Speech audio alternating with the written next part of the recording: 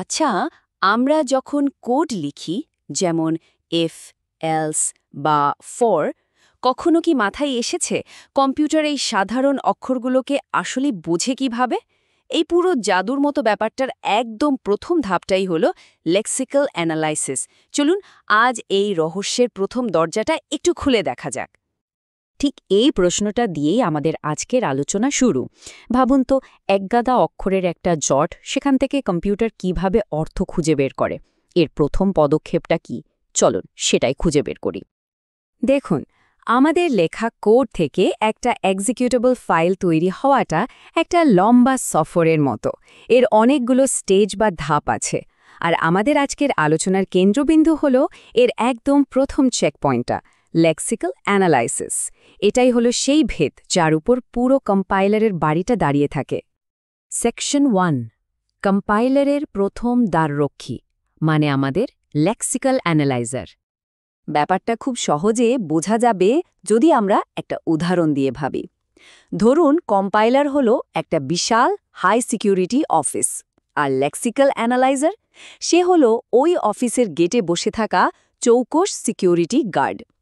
এখন এই গার্ডের কিন্তু অফিসের ভেতরে কি কাজ হচ্ছে, কে মিটিং করছে, তা নিয়ে বিন্দু মাত্র মাথা ব্যথা নেই। তার একটাই কাজ, বাইরে থেকে যে মানুষের স্রোত আসছে, মানে আমাদের কোডের অক্ষরগুলো, তাদের এক এক করে চেক করা আর তাদের পরিচয়পত্র দেখে একটা সঠিক ব্যাজ বা টোকেন ইস্যু করা। তাহলে এই যে আমাদের সিকিউরিটি গার্ড, মানে লেক্সিক্যাল অ্যানালাইজার, এর আসল কাজটা ঠিক কি? চলুন এবার এর কাজের ভাষাটা একটু জেনে নিই। সেকশন 2, কোডের ভাষা। এই গার্ড যে ভাষায় কথা বলে বা কাজ করে, তার 3টে মূল শব্দ আমাদের জানতে হবে: টোকেন, প্যাটার্ন আর লেক্সিম। লেক্সিম হলো সোর্স কোডের মধ্যে থাকা কাঁচা অক্ষরগুলো, মানে একেবারে র স্ট্রিং। যেমন আমাদের সিকিউরিটি গার্ডের উদাহরণে অফিসে আসা রিয়া শর্মা নামের ব্যক্তিটি, তেমনি কোডের মধ্যে মেন বা প্রিন্টএফ বা 123, এগুলো প্রত্যেকটাই এক একটা লেক্সিং। আচ্ছা, গার্ড তো এমনি এমনি কাউকে ঢুকতে দেবে না, তার কাছে একটা নিয়ম লেখা আছে। প্যাটার্ন হলো সেই নিয়মটা যেটা দিয়ে সে ঠিক করে কোনটা বৈধ আর কোনটা নয়। যেমন একটা ভ্যারিয়েবলের নাম অক্ষর দিয়ে শুরু হতে হবে, তারপর অক্ষর বা সংখ্যা থাকতে পারে। এই যে নিয়মটা, এটাই হলো প্যাটার্ন। আর টোকেন কি?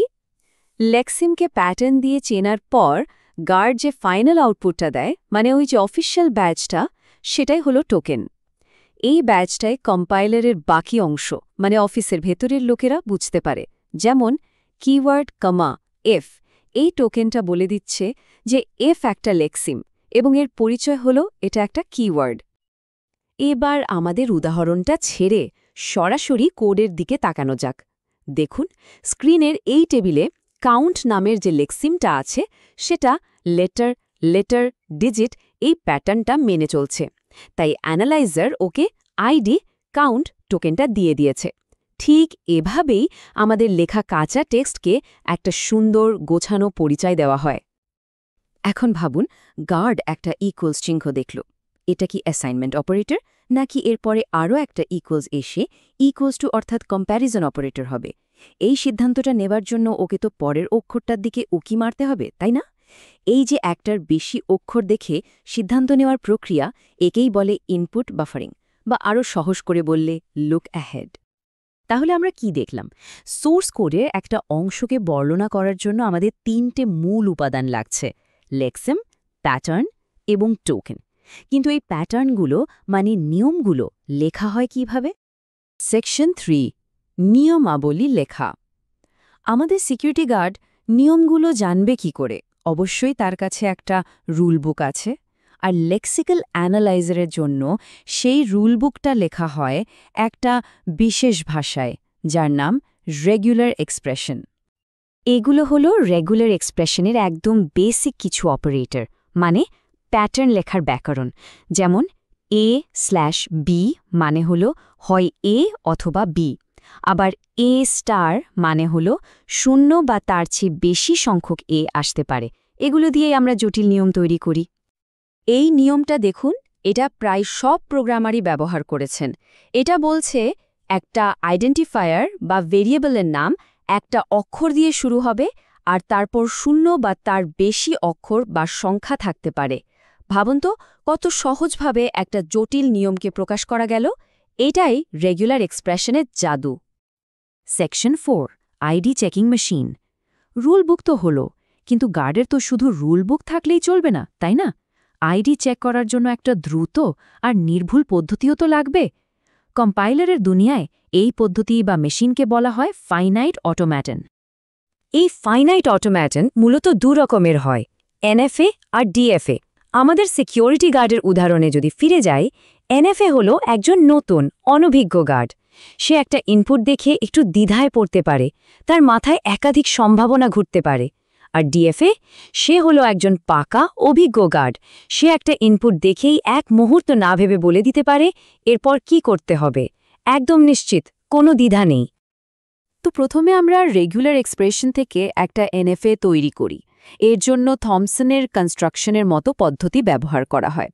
মূল ধারণাটা হলো একটা বড় আর জটিল নিয়মকে ছোট ছোট সহজ নিয়মে ভেঙে নেওয়া, প্রত্যেকটা ছোট অংশের জন্য একটা করে সিম্পল এনএফএ তৈরি করা, আর তারপর সেগুলোকে আবার নিয়ম মতো জুড়ে দেওয়া। কিন্তু এনএফএ তো একটু স্লো, তাই না?